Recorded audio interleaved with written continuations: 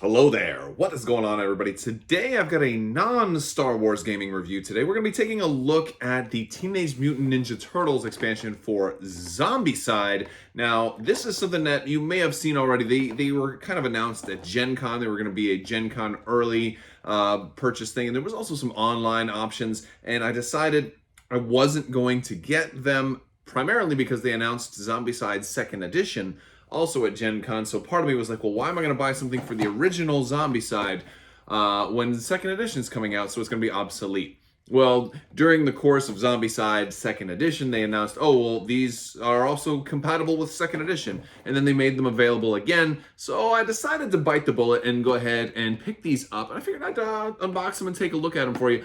Do happen to like Teenage Mutant Ninja Turtles, kind of grew up on Ninja Turtles amongst other things. And Zombicide as a franchise has been one of my more popular, one of my favorite, like a household favorite, especially to play with the kids, it being a scaling difficulty cooperative game. Not always big on cooperative games, but as far as like the one cooperative game I do generally tend to enjoy is definitely got to be Zombicide. And then with the 2nd Edition coming out, I was kind of skeptical on 2nd Edition, but there's enough new stuff in 2nd Edition and enough fixes that it did kind of actually sell me on it. When initially I was like, no, I'm not doing 2nd Edition, not gonna do it because I've already got Black Plague. Black Plague is like perfect. But 2nd Edition has enough differences to kind of make me be interested in playing it along with Black Plague, depending on if I want like a medieval fantasy setting or more of a modern, rifles and bazookas and stuff type of setting. So, and this one is for that more modern setting, but I feel like you can house rule it in and work Ninja Turtles into any setting because they're Ninja Turtles. They can do whatever they want. Also do want to remind you guys, there is a big new giveaway going on right now, a 12 Days of Life Day. It's my December giveaway. Biggest one I've ever done. I'm going to be doing 12 different giveaways all throughout the month of December. They're all going to be totally different things. They're all going to be random. It's going to, not random, but it's going to be a surprise. And all you have to do to enter to win one of those giveaways is be a subscriber and leave a comment on this or one of my videos. It's as simple as that. That's going to be running all throughout December. Now, most of the winners of the 12 Days of Life Day giveaways are going to be announced at the end of my YouTube videos. So if you just click that bell for alerts, you won't miss any videos and you'll have every chance to see if you're a winner or not. However, some of the winners, all of the remaining ones, some of them will be announced on Twitter and some of them will be announced on Facebook. So there are links to follow me on social media down below, so you can check those out as well. So I'm going to be announcing winners all over the place. And then in January, anything that is not claimed, if maybe you missed it or you just didn't claim it or you didn't want it, anything that's not claimed is going to roll over into additional Patreon giveaways in addition to the Patreon giveaways that I already give away. So, all right, now I got all that admin stuff out of the way. If you're interested in any of those things that I talked about, Patreon, supporting the channel that way, merch, new shirts that I have, all of those are links down in the description below. So click that description. You can find me on Twitter, Facebook, all that other stuff there. Let's go ahead and open up these Ninja Turtles for Zombicide. All right, so the first one I'm going to do is the Donatello Leonardo one. It also has Shredder and Krang. Now, I will be totally honest with you. I am really not sure, like, the format of really what you're getting in here because you've got different colored minis, and while, granted, every hero kind of is their own color, the fact that these guys are like a darker color made me think that maybe they would be abominations. But it definitely seems like they're actual character cards. But yeah, because it doesn't say that they're abominations. But that's pretty interesting. I love that they're giving you like that you're getting Shredder and you're getting like heroes too. So you can use these for non-Zombicide related. Oh wow, they look good. You can use them for non-Zombicide related things as well. Like if you just want to use them for RPGs or whatever. That's awesome. Okay, and we've got our boards here. Now this is the style board for the original Zombicide, and you can use this for whatever. It's not going to fit the new plastic dashboards like that you will see in like Black Plague or 2nd Edition or Invader or any of the new more modern types of Zombicide. But this is great. Look at this. You've got jump +1. Everybody gets +1 action, a free melee action or sprint, and then free move, die roll, melee, and charge. Charge is good. Shove is very, very important. Oh yeah, and they are just definitely heroes. They're not really anything special. You got Shredder and Krang, and I love how they're like in the classic style, like in the classic 1980s cartoon style, but drawn with a more modern artist's touch. So it's still like it's not like a drastically new take on Shredder or Krang. Wow, very, very cool. Now we've also got the second edition dashboards. So it's going to basically be the same stuff. Basically, it's going to be the same stuff, just upgraded for the new rules. It seems. Boy, I gotta be careful not to break these open. We've got some cards, so you know what? Let's just look at the minis, and then we'll look at the cards after the minis. So here is Leonardo. Dude, it is definitely a different style. You can see the mini, like the face is really the most noticeable thing. And then they add some extra accessories like bullets or something like that on his. When does he have bullets on? Well, actually, it makes sense for him to have bullets in Zombicide because, well, frankly, you are going to be getting lots of guns and shooting. But he looks so good. I mean, like I really, really like him. I like him. And I'm not saying like I paid for this. This isn't like a, you know, I wasn't sent this for free or anything, but some stuff I do get sent for free, but I bought these and wow, they're really good. Like they're beautiful. How dynamic is this put for a single piece miniature, right? Like, oh man, I had kind of stopped backing CMON games for a little while. I guess they're calling themselves Come On now, but I can't really say that. I feel like, come on, man, I'm not gonna say that. Wah, wah. Like, and that's actually a mostly straight bow staff. Very little actual bending in there. Like, that's pretty good. Dude, he looks so great. It's so dynamic. It's gorgeous. Let's look at Krang. Oh, he's cool. See, I had told myself I was not going to paint Zombicide 2nd edition. And because their 2nd edition, like, I didn't want to reinvent the wheel. I spent months and months painting all of my Zombicide 1st edition stuff. And then I never even finished Green Horde. There was so much for Green Horde. There's other stuff I just couldn't get around to. And there's police sirens outside, which are appropriate for Ninja Turtles. So forget about the police sirens.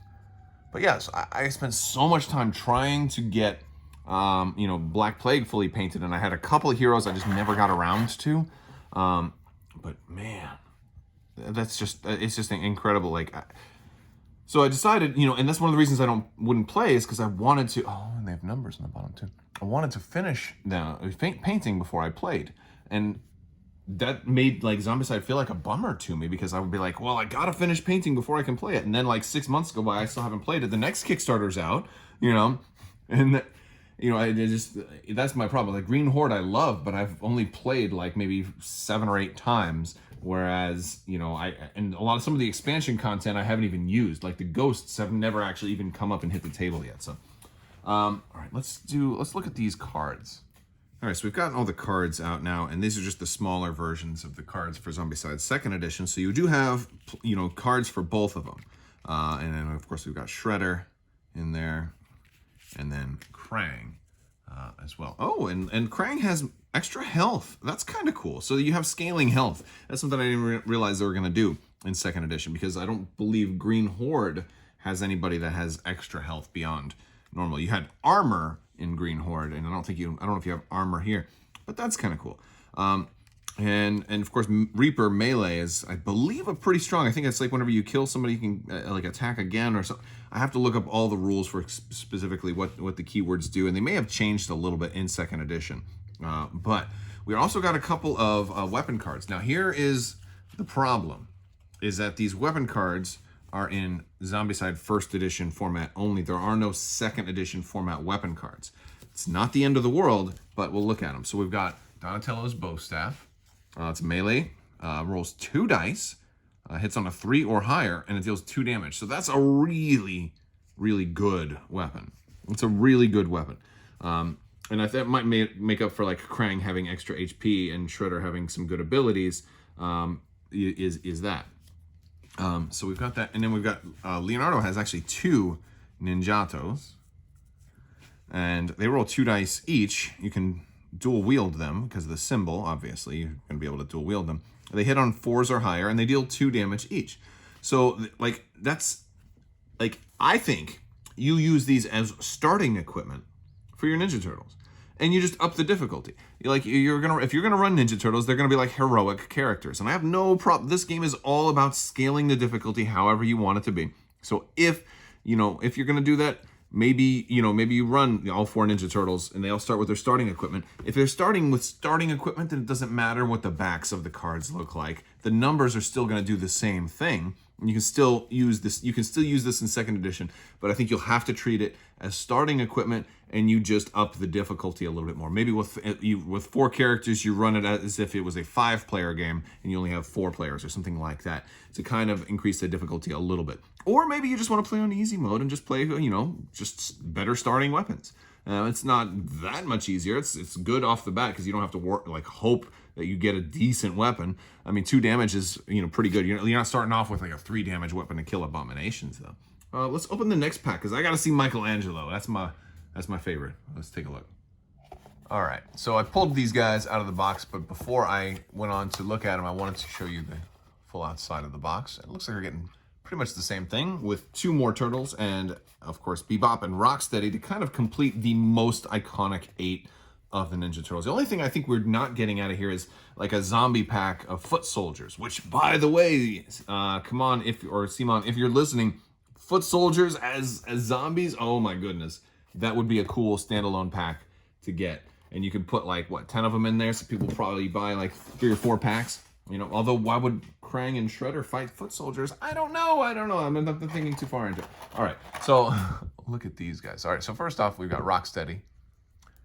Looking great. Look at that big old horn. He's got the machine guns. See, he's actually very appropriate. It's almost like he was made for this game. What is he grabbing? He's adjusting. Oh, it's a gun. I thought he was adjusting his cup or something right there. He's got a gun he's holding down. Okay. All right. He's okay. He's family friendly. And then maybe not. He actually probably wouldn't be that friendly, but yeah. And then we've got Bebop. Man, I remember, I don't know how old some of you guys are, but I remember the Playmates Ninja Turtles toys, playing with those as a kid. And this one day my dad decided he was going to be very, very giving and decided to let me get the Technodrome. And I was so amazed. I'm going to tell you a story about it. So I was so amazed. I finally got the Technodrome and I was so happy because I had a lot of Ninja Turtles toys. And I got it. The first thing I did is I ran across the street and told one of my friends, I'm like, dude, I just got the Technodrome. And he was like, oh, I don't care. I don't play with Ninja Turtle toys anymore. My dad says it's only time for baseball now. No more toys. And I was so let down. I was so let down because I wanted him to play with me. And so I only played Technodrome by myself after that. Sad. You weren't expecting a sad story, were you? All right, so here's Raphael. Look, he looks so nasty right here. Tiny little bit of bending on the side. That's easily fixable. We'll put a little bit of hot water on that. It's no problem. Gorgeous. I am really, look at the shell design. Look at that shell. There's so much detail in here.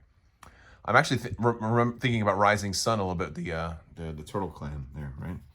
And there's Mikey. Look at them chucks. You guys know I love nunchucks, right? You guys know that, right? I mean, this is my guy. I love it. Oh, there's actually room underneath here too. If you wanted to magnetize your bases, you probably fit a 1mm magnet in there. They're mostly flat. I don't think I need to magnetize these, but yes, very, very nice. We've got some cards to look at also, but I am really digging the Michelangelo. He was the one that sold me on it too, because I was kind of on the fence, and I'm like, oh, but look at those nunchucks. All right, I'm going for it. I am going for it, and I'm glad I did. These are gorgeous. Let's look at the cards. All right, so here's our first edition card, and Mikey has taunt because he's trash talking. I can see that. And then of course we got great artwork on the back too. By the way, it's the same. It's like the box art that you're going to see, and all of the first edition ones have this on the backs of them. You can see they all do. Then we've got Raph. He gets a +1 die for melee, which is pretty cool. He is going to be dual wielding his size, though. We'll take a look at the size here in a second. So, his 1 die is really a big deal when you've only got that starting weapon. So it's less OP when you already start off with dual wielding, but it still helps because his weapons benefit from it. Now, Bebop gets +1 damage melee, which is really big. It's a really big deal when it comes to trying to kill abominations. We're going to see how powerful that is in 2nd edition, though, because in 1st edition, you know, if you had a 2 damage weapon and you had +1 damage, you could just walk around and just kind of god mode the whole game and just kill abominations with any old weapon that at least did 2. And so I know when Black Plague came out and they started getting wise to that and put in a lot of special abominations that were, you know, that required additional, you know, like you must kill them with fire. You can't just do it with damage, you know. So there were a lot of caveats to that. We've got Rocksteady, and he has +1 die for ranged. So kind of similar. And then, of course, we have their 2nd edition cards. So Raph, Mikey, Bebop, and Rocksteady. All right. Oh, and so for every 6... Oh, wow, I didn't realize that. When you get to red, when you get a 6, you get an extra die. Oh, man, that's pretty nice. All right, now, the cool thing is here is we've got Raph's size. He comes with 2 size, which is really nice. Add +1 die to another equipped melee weapon.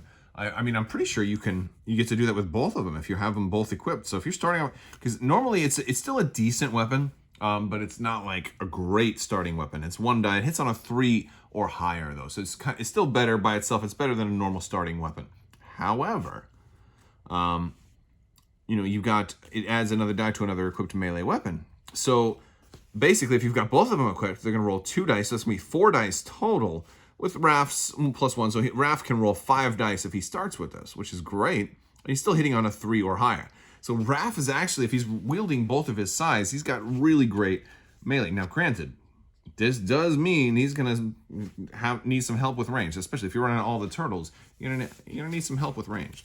Michelangelo, on the other hand, running nunchucks. Now, first off, I love they gave him 2 nunchucks. For some reason, I was afraid he was only going to have 1 nunchuck card. They gave him 2 nunchucks. Brilliant. 3 dice each hits on a 5 or higher. So while I think I'm a little disappointed because I feel like they made him the weakest. I mean, that's not bad. That's like the equivalent of starting out with a chainsaw, which is great. But hitting on only a 5 or higher isn't all that great. But if you can get him into the orange, then he gets +1 to his die roll. So that means he hits on a 4 or higher. So he's probably an average of hitting 3 times each time. Still, though, he's only damaged 1. So Mikey is awesome, but not as, maybe not as OP as some of the other characters. Possibly. I feel like Raph, hitting on a 3 or higher and being able to roll 5 dice is better than Mikey getting his 6th die and hitting on a 5 or higher. You know, so I feel like they made Raph way better than Mikey. That's kind of how I feel, but we'll see. I mean, that's okay. It's nunchucks, and the sculpt more than makes up for it. All right, so here they all are laid out. I love that they went with the same color scheme for each kind of team. You got your heroes and villains. Granted, in Zombicide, they're all going to be, player characters, so they'll all be on the same team, of course, when zombies rise up, and then they have to put down their differences and work together. For size comparisons, too, I've got my normal hero clicks on Legion bases here. They're actually really, really big. And these are... they're like in the scale of like Legion models, how they're a lot taller, and some of Krang is obviously a lot taller. Rocksteady's a lot bigger. Rocksteady's about as big as like a Wookiee. Let me show you like side by side compared to Legion stuff how big they are.